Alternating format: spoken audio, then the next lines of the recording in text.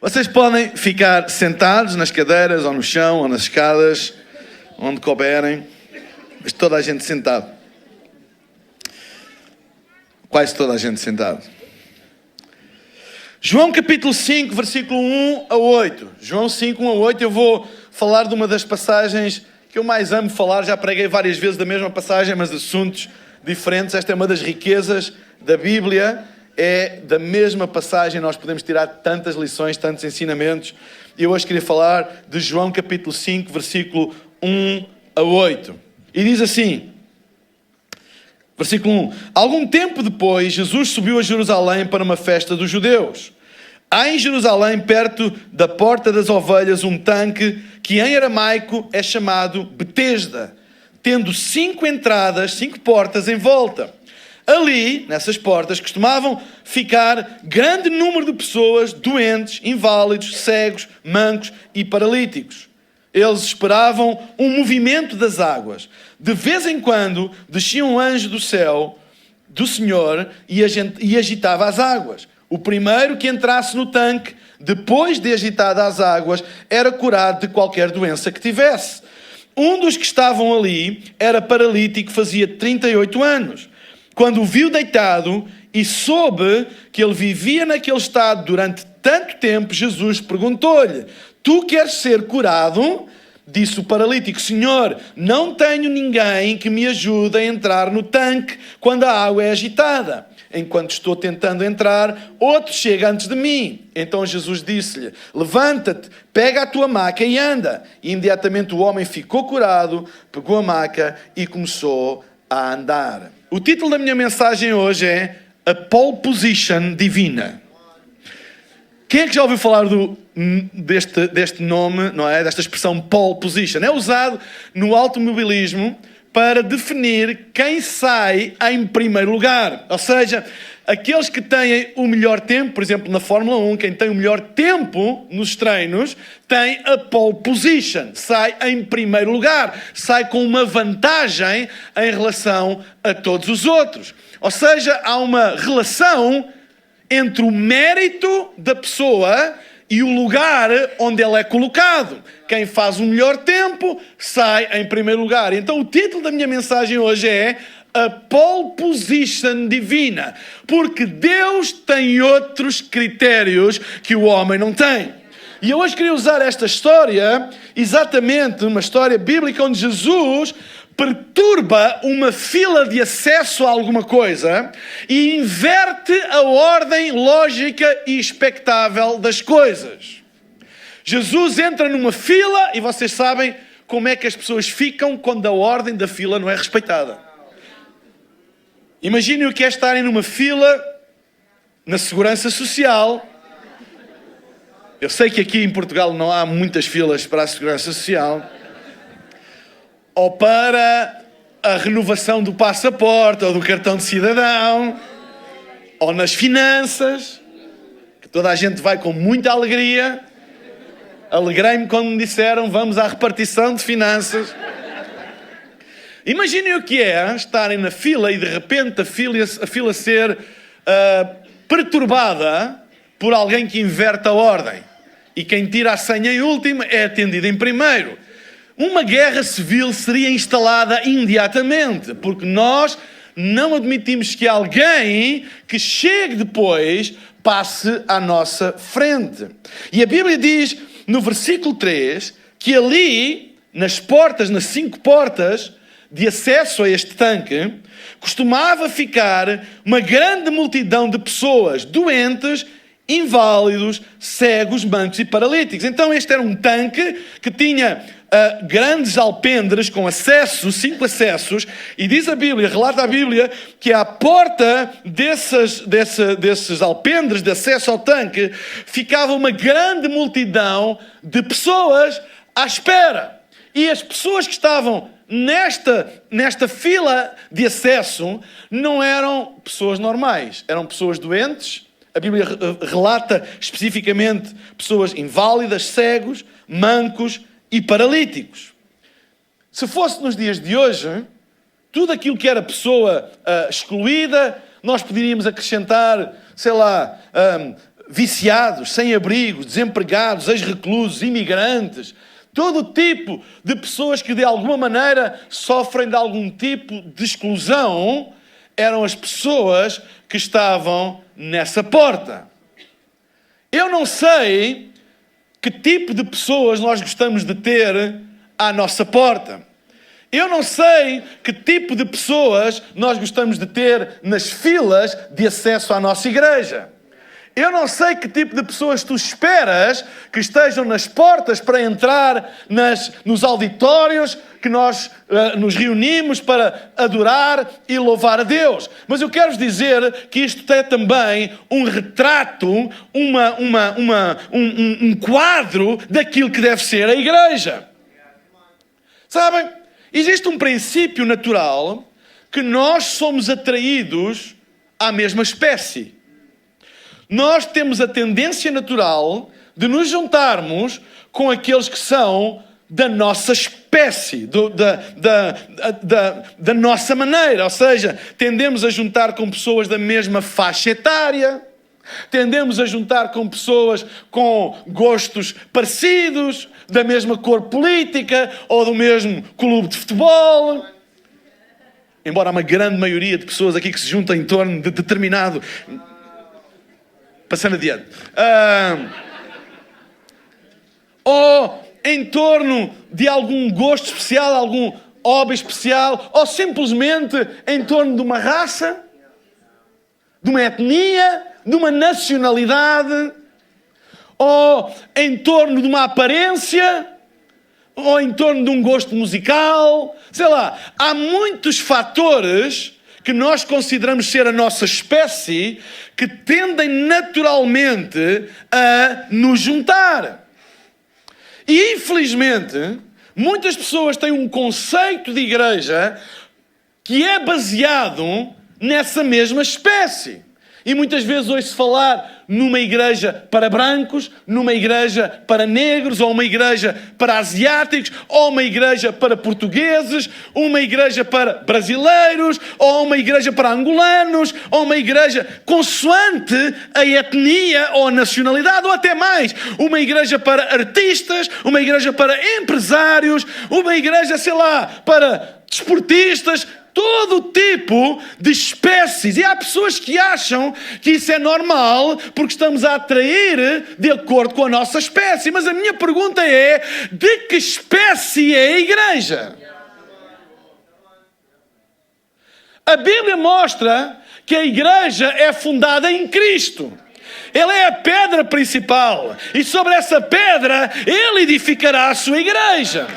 Então, não aplaudam já vão ter tempo de aplaudir. Se Cristo, Ele é o ADN da igreja, se Ele é a espécie da igreja, então nós não vamos atrair de acordo com a nossa espécie, mas devemos atrair de acordo com a sua espécie.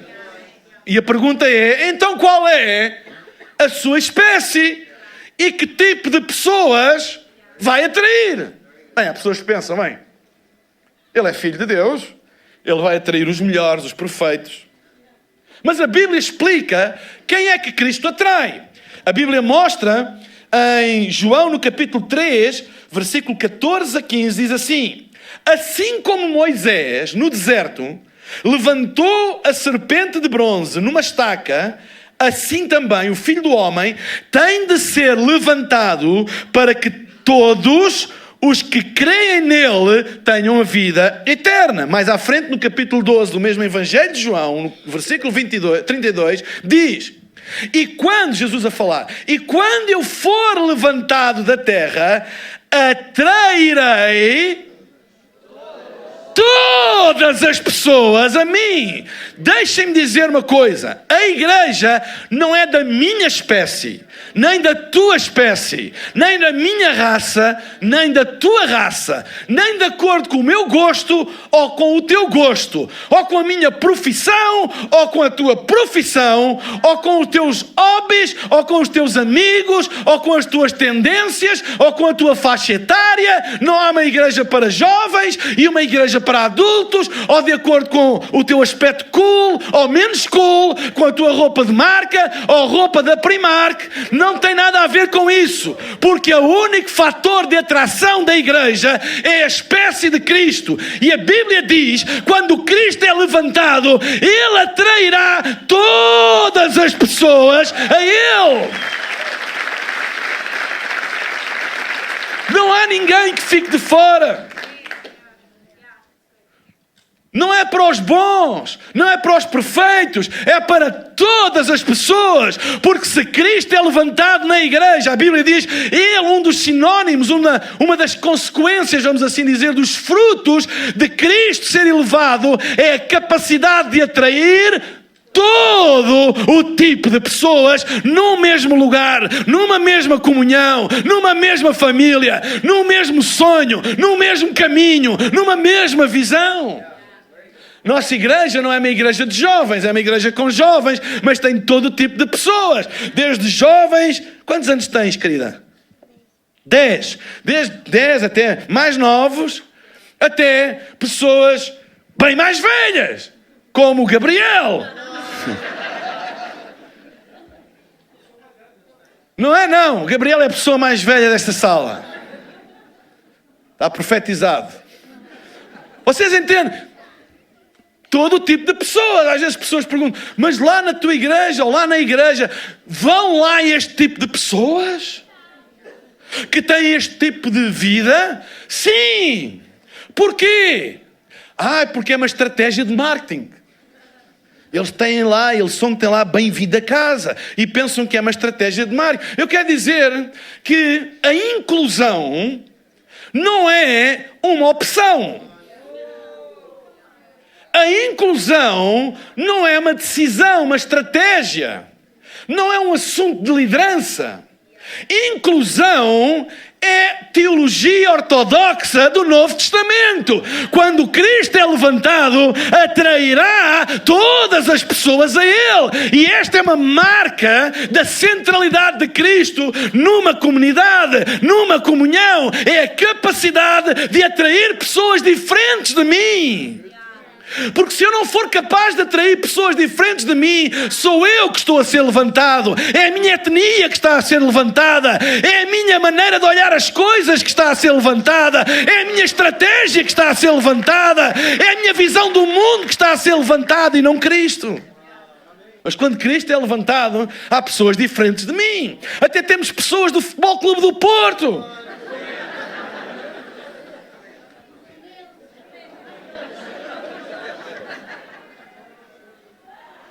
É por isso que eu não acredito, vamos fazer uma reunião ou um service, um culto, como quiserem chamar, para este tipo de pessoas ou para aquele tipo de pessoas. Claro que nós temos ministérios de alcance que ajudam a pastorear as diversas, como eu ia dizer, diversidade, desde etária, étnica, sei lá, de interesses, mas é tudo uma igreja, uma só igreja. Há lugar para toda a gente na casa de Deus. Todos são bem-vindos a casa, não por marketing, mas porque esta é a natureza da igreja. É a espécie de Cristo. Quando Cristo está no centro, atrairá todas as pessoas a Ele. E eu queria deixar isto bem claro, para que nós possamos entender que não é estratégia, que não é um plano, é a natureza da igreja. Cristo, a espécie da igreja, não sou eu. Não são clones como eu, que têm todos de ser igual a mim, vestir como eu, ter os mesmos gostos do que eu, gostar das mesmas músicas do que eu. E muitas vezes nós formatamos a igreja à nossa espécie e damos, para acalmar a nossa consciência, damos um nome que esta é uma estratégia. Mas não há estratégia contra a doutrina da palavra de Deus, que diz que quando Jesus é levantado, todos os homens são atraídos a Ele. E eu sonho, oro e cada vez quero ver mais todo o tipo de pessoas ser atraído a Cristo. Não importa se são os primeiros ou os últimos, não importa se são os paralíticos da sociedade, os rejeitados, aqueles que ninguém quer saber, ou as pessoas que toda a gente quer estar perto. Não importa. Quando Cristo está no DNA da nossa igreja, quando Cristo é levantado no seio da sua igreja, o primeiro sinal atrairá todas as pessoas a Ele. Eu não sei quantas pessoas existem neste momento em Lisboa, no Porto, no Algarve, no Alentejo, no país, mas eu sei que todas as pessoas que chamam Portugal a sua casa agora devem ser atraídas à igreja. Não é uma igreja para aquela nação, uma igreja para a outra nação. Todos são atraídos a Cristo. No versículo 5 e 6, vamos continuar, e diz: um dos que estavam ali era paralítico, fazia 38 anos. Uau! Quando o viu deitado e soube que ele vivia naquele estado durante tanto tempo, Jesus perguntou-lhe: queres ser curado? Bem, é uma pergunta um bocado para alguém que está paralítico há 38 anos. Perguntar: quer ser curado? Sabem, Jesus sempre procura os que estão piores.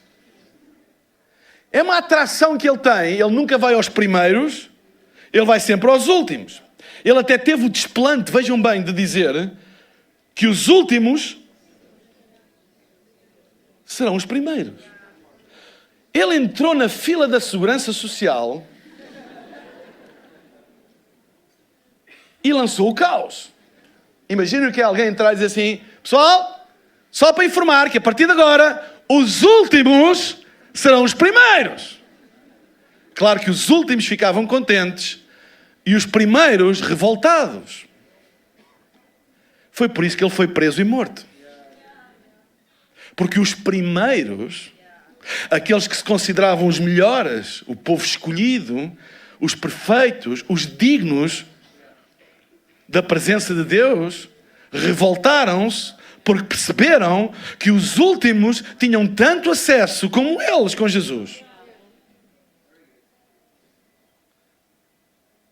Jesus sempre vai àqueles, em primeiro lugar, que todos dizem: nunca vai mudar, já não há esperança, é um caso perdido. Talvez tenhas vindo aqui hoje como um caso perdido.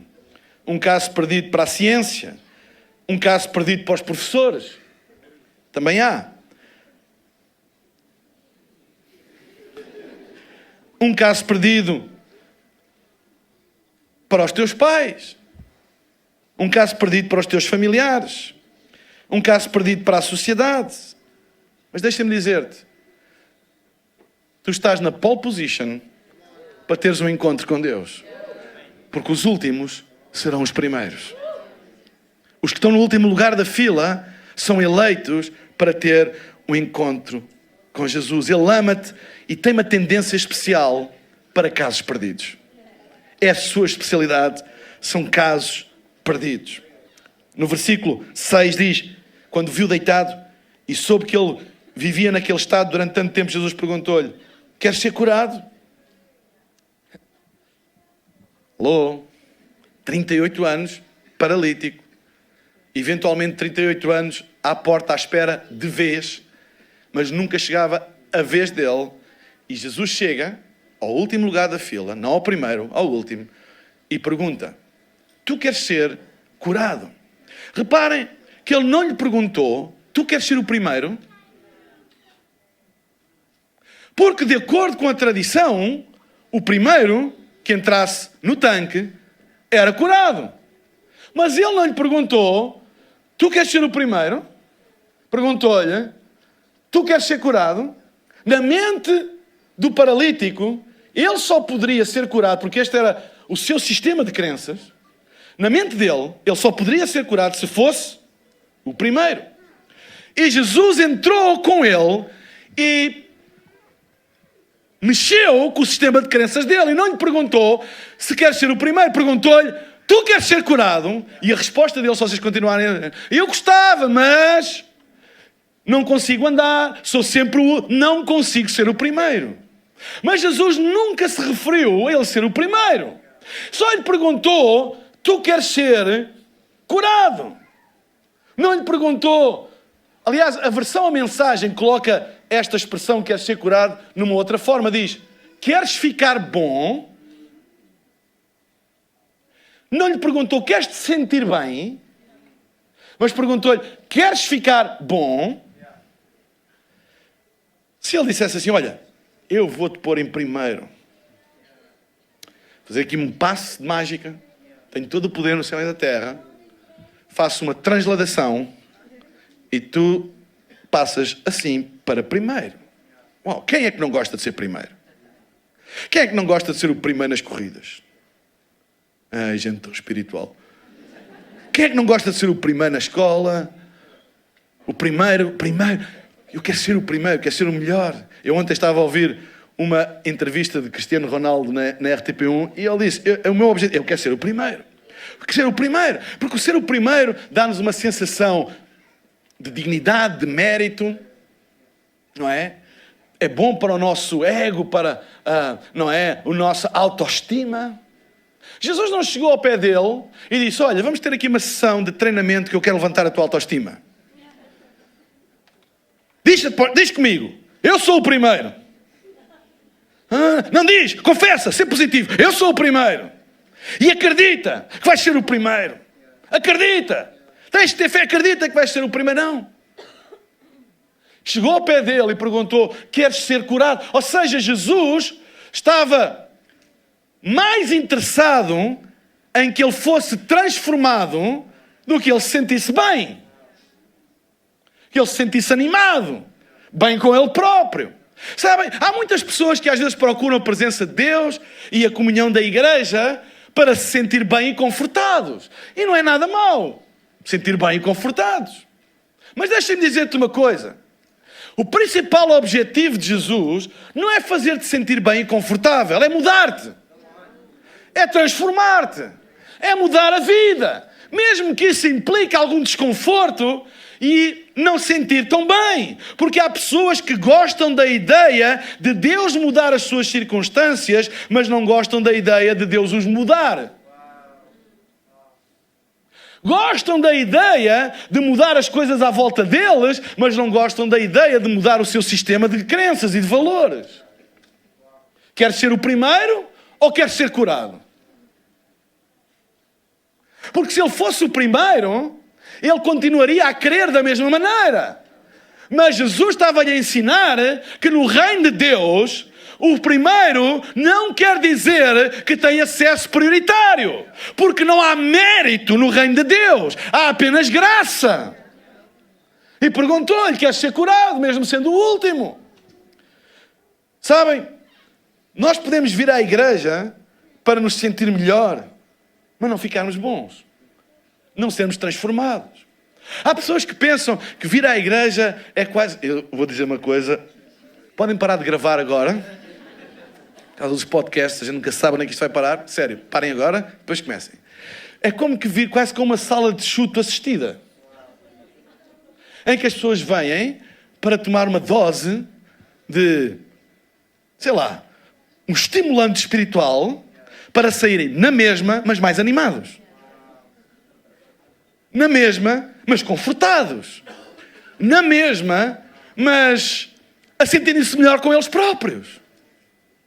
Bem, tipo uma espiritual. Mas deixem-me dizer que Jesus não está interessado em dar-te algum tipo de aditivo motivacional, aditivo emocional. Ele está aqui para o real deal. Transformação. Mudar, mesmo que doa, mas que mude. Há pessoas que fogem da mudança porque fogem do desconforto. Porque se tudo o que nós tivermos são pessoas à nossa volta a dizer, eu estou sempre contigo, podes contar comigo para todas as coisas, tudo o que tu decidires conta comigo, nem que seja a irem para um poço. Eu estou contigo, eu vou-te apoiar. É preciso às vezes que haja uma atmosfera onde nós somos confrontados com as nossas próprias disfunções, que muitas vezes são a causa do nosso estado. E não adianta umas palmadas nas costas e dizer estou sempre contigo. É preciso alguma confrontação que traga algum desconforto, mas que produza mudança. Deixem-me dizer uma coisa. É possível chegares a um ponto em que aceitas como normal aquilo que sabes que não é normal. Especialmente se andarmos apenas com pessoas com as mesmas disfunções que nós. E começamos a pensar que é normal, arranjamos desculpas, que é normal, etc, etc. Jesus chegou ao pé daquele que eventualmente estava há mais tempo nesta situação e já tinha aprendido a conviver com a sua disfunção. 38 anos, ele estava habituado a viver com essa disfunção e já a considerava normal. Porque é possível ficarmos habituados com as nossas disfunções, nos acostumarmos a elas e até nos sentirmos confortáveis com elas.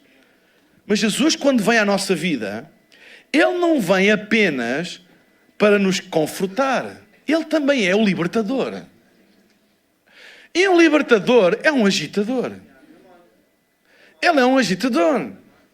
Existe no mundo da tecnologia uma expressão chamada, vou ver se consigo dizer, disrupted technology. Alguém me consegue traduzir isto como deve ser? Tecnologia disruptiva. É uma tecnologia que no fundo cria qualquer invenção que cria quase como que um mal-estar na comunidade científica, mas que vai mudar tudo, não apenas aquela área toda. Jesus, Ele é um agitador disruptivo. Porque quando Ele chega, Ele não chega apenas para dizer: eu estou contigo sempre, não importa como tu estás. Não importa como tu estás para vir a Ele, mas prepara-te porque Ele não te vai deixar como tu estás. Ele não vai deixar como tu estás. Ele não é aquele nice guy que está connosco, no matter what, não importa o quê. Não importa como nós estamos, Ele está sempre ali, não tem problema. Não, Ele está sempre connosco, não importa o quê, é verdade. Mas quando é preciso Ele diz, quando é preciso Ele agita, quando é preciso Ele cria desconforto, porque Ele tem um propósito para nós. E a pergunta dele não é: queres ficar confortável ou queres te sentir bem? A pergunta dele é: queres ficar bem? Queres mudar? Queres ter uma vida diferente? Essa é a pergunta. E ainda hoje é a pergunta que Ele faz.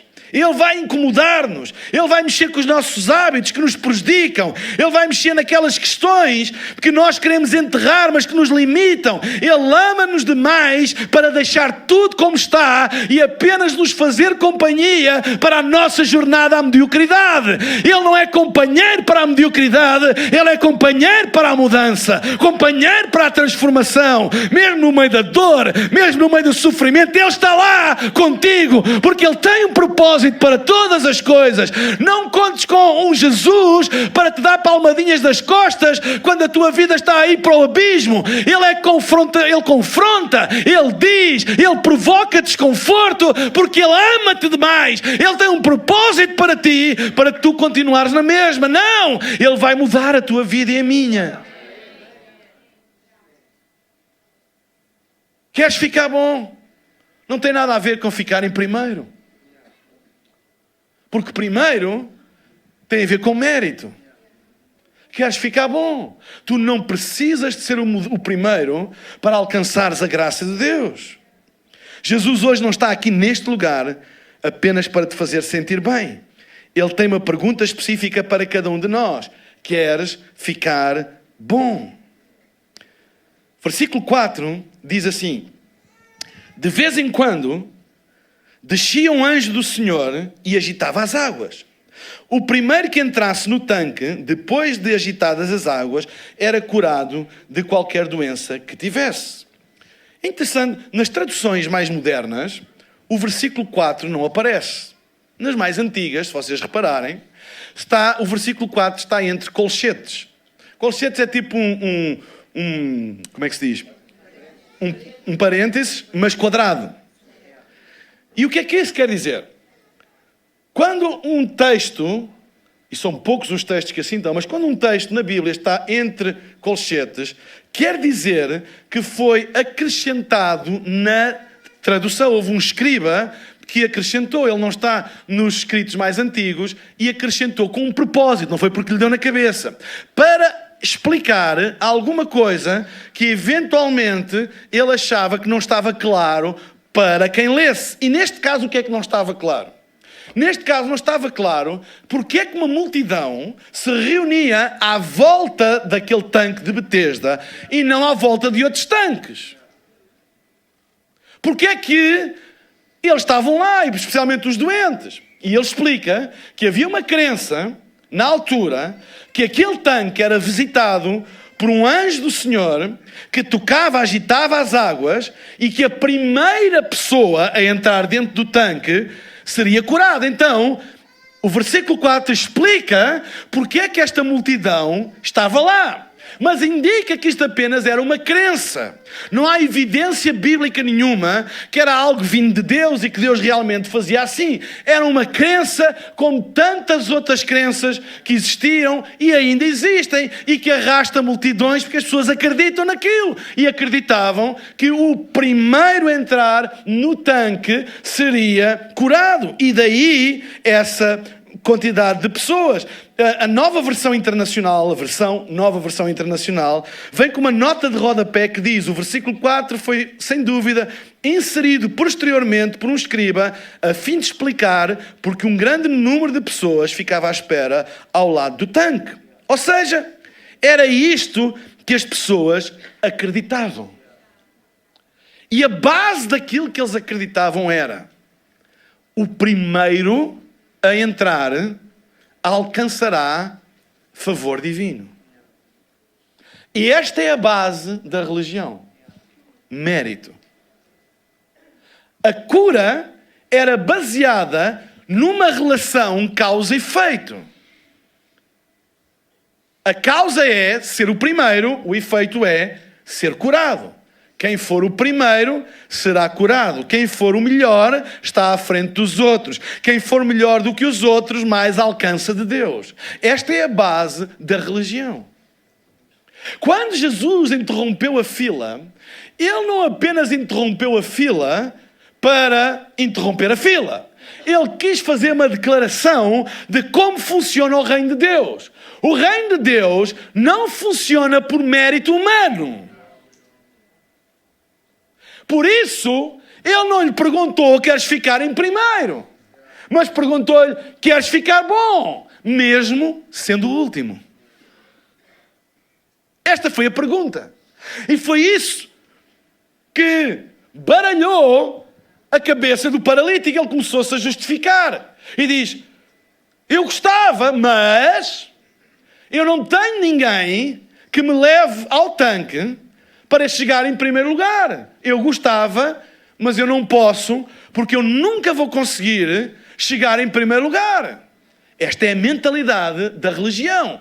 Mas Jesus nunca falou no tanque, nunca falou no primeiro. Jesus apenas voltou para ele e disse: mas queres ou não queres ficar curado?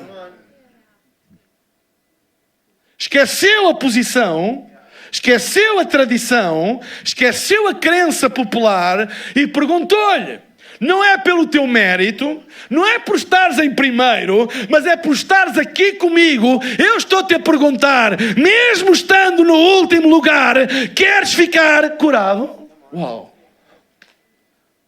E isto causou um sururu. Traduzido para português puro de Portugal, uma grande confusão.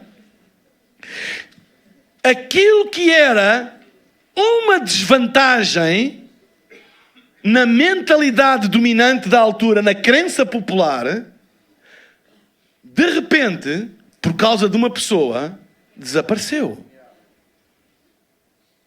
Jesus retirou a desvantagem e deu-lhe uma oportunidade. E deixem-me dizer, é isso que a graça de Deus faz. A graça retira a nossa desvantagem pela nossa falta de mérito. É por isso que ninguém pode alcançar nada de Deus pelas obras, pelo mérito. Porque não há mérito naquilo que tu alcanças de Deus. Porque se fosse por mérito, ninguém alcançaria. Era uma fila em vão. Era uma espera em desespero. Era uma negociação com Deus que sairíamos sempre a perder. Mas Jesus entrou na fila e mudou as regras. E diz, não é pelo mérito, porque pelo mérito ninguém alcança nada, mas é pela fé, pela graça. graça, se tu creres, mesmo estando em último, tu podes ficar bom. A graça de Deus não funciona como mérito. Jesus é a personificação da graça de Deus. A graça é uma pessoa, Jesus. Jesus veio ao último da linha, da lógica da religião, e disse: tu em primeiro lugar.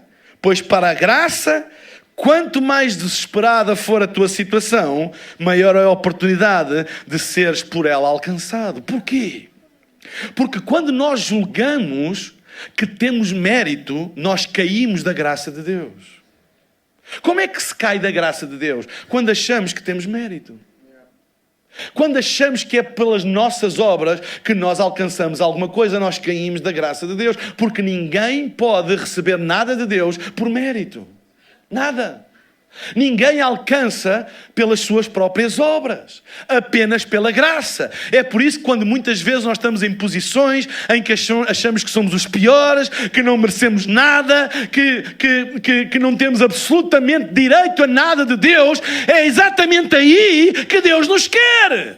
Quando nós reconhecemos que não temos direito a nada, que não temos mérito em nada, é aí que a graça de Deus nos alcança. Eu oro a Deus para que nenhum de nós caia da graça achando que tem mérito ou algum tipo de mérito naquilo que Deus nos agraciou. Tudo aquilo que tu recebes é graça de Deus. Tudo aquilo que Deus te dá é pela sua infinita graça. É por isso que Ele dá aos olhos da nossa lógica a quem nós achamos que merece e também a quem nós achamos que não merece. E isso confunde a lógica. Foi por isso que Jesus foi crucificado. Ele confundiu a lógica da mentalidade instituída, da religião. Os fariseus, quando oravam dando graças porque não eram como os demais, eram melhores. E Jesus veio exatamente inverter essa situação e dizer: não importa aquilo que tu achas e aquilo que tu mereces, porque toda a humanidade não consegue negociar com Deus na base do mérito. É impossível aceder a Deus pelo mérito, somente pela graça manifesta em Jesus na cruz do Calvário, derramando o seu sangue por nós, perdoando os nossos pecados. Sabem, se sentes que estás no fim da linha, que és os últimos dos últimos, aquele que menos merece, tu vieste ao lugar certo, pois estás na pole position para a graça de Deus. Quem é que está na pole position para a graça de Deus? Aqueles que acham e que têm a convicção que nada merecem. Estão no primeiro lugar, para a graça de Deus. É por isso que a Bíblia diz que os últimos serão os primeiros. O que é que isto quer dizer? E sabem, Jesus conta uma parábola do trabalhador atrevido. Quando ele contrata trabalhadores, combina um salário com eles e o número de horas.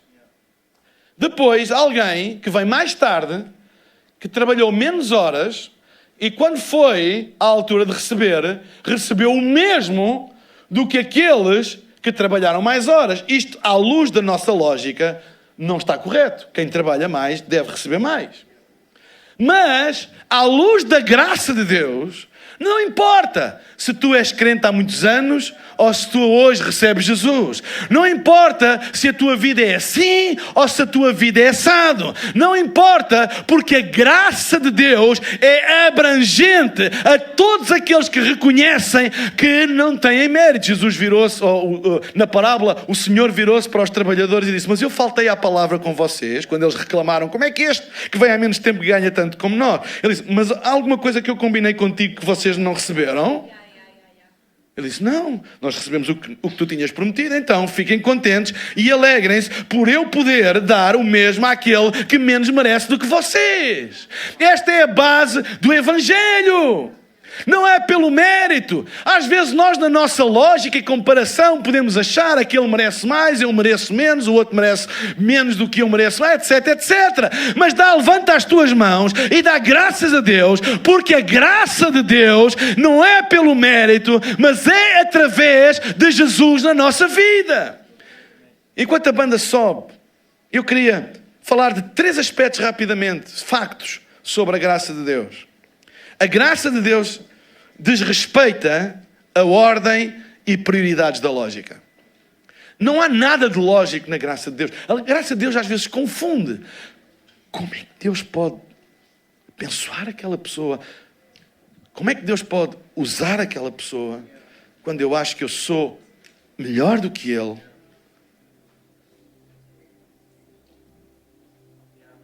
Desrespeita a ordem. É disruptiva. Baralha o nosso sistema de crenças pelo mérito. Sabem? Em segundo lugar, a graça de Deus é colateral.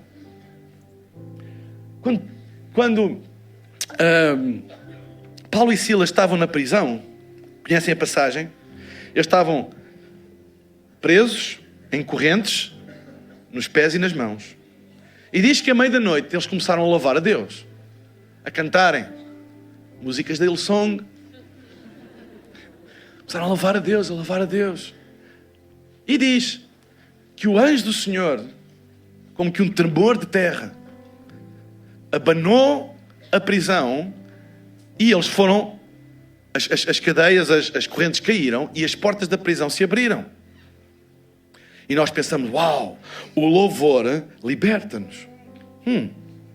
Mas há uma coisa interessante. É que a Bíblia diz que todos os outros presos que não cantaram uma música,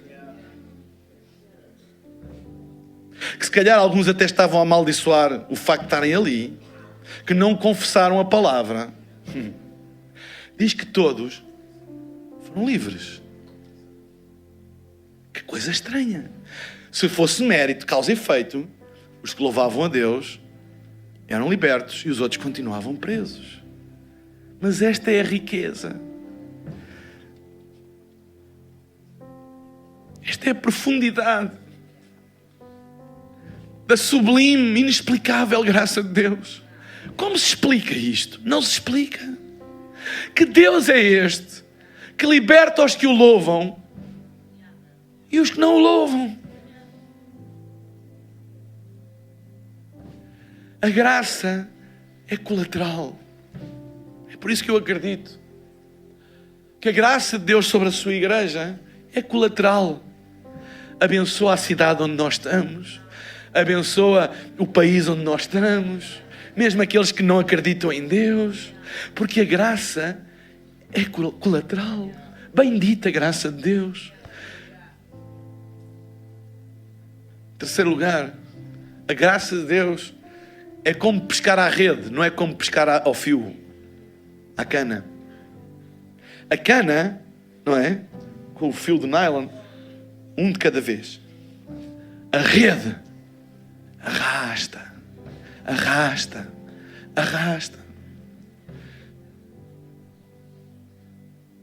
Talvez estejas aqui hoje e te sintas indigno, te sintas, Deus não quer saber de mim para nada, eu já fiz porcaria demais. Deus não está, a graça de Deus não está com uma cana de pesca, assim, olha, este está-me a louvar, olha, este deu uma boa oferta, olha, este está-me a servir. A graça de Deus é colateral e traz na mesma rede, mesmo aqueles que nós achamos, uau, não fizeram nada por isso. E nós vamos ver cada vez mais a vir na mesma rede pessoas que têm sido fiéis, pessoas que têm sido persistentes, e ao mesmo tempo outros peixes lá que nunca fizeram nada, que é a primeira vez e vêm também na rede, porque esta é a inexplicável e profunda e sublime graça de Deus.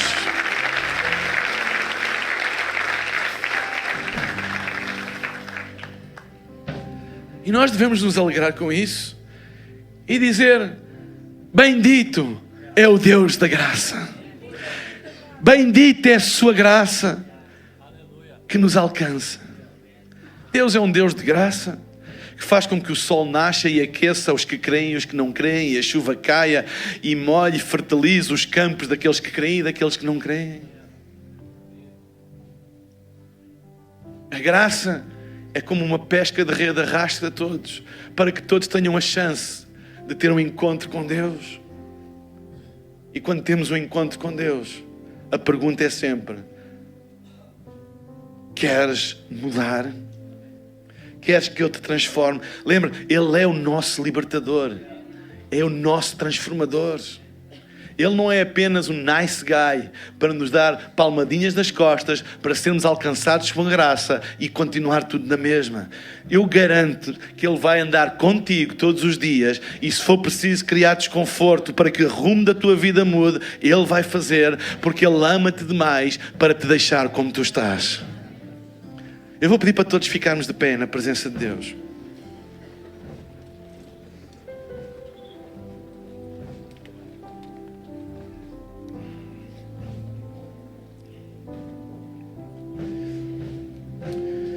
Eu vou pedir para fecharmos os nossos olhos agora. E fechar os olhos é apenas para criarmos uma atmosfera de privacidade, de intimidade, não nos distrairmos. Porque eu queria fazer uma oração a Deus aqui do palco, por todas as pessoas que hoje querem tomar uma decisão de dar a sua vida a Jesus e ter um relacionamento com Deus. Eu não estou a falar de religião. Eu não estou a falar apenas de acreditar na existência de Deus. Eu estou a falar em ter um relacionamento pessoal com Deus. E dar a Jesus uma chance de mudar as nossas vidas. E essa é uma decisão que só tu podes tomar. E enquanto todos temos os nossos olhos fechados, estamos a criar um momento de intimidade, de privacidade, para ninguém estar a olhar para ninguém. Eu daqui a pouco vou pedir a todas as pessoas que querem tomar esta decisão para levantarem um braço. E levantar o braço serve como um sinal, uma confissão a Deus, e dizeres: Deus, eu quero ter um relacionamento contigo por Jesus. Eu quero realmente experimentar a tua graça e eu quero viver contigo.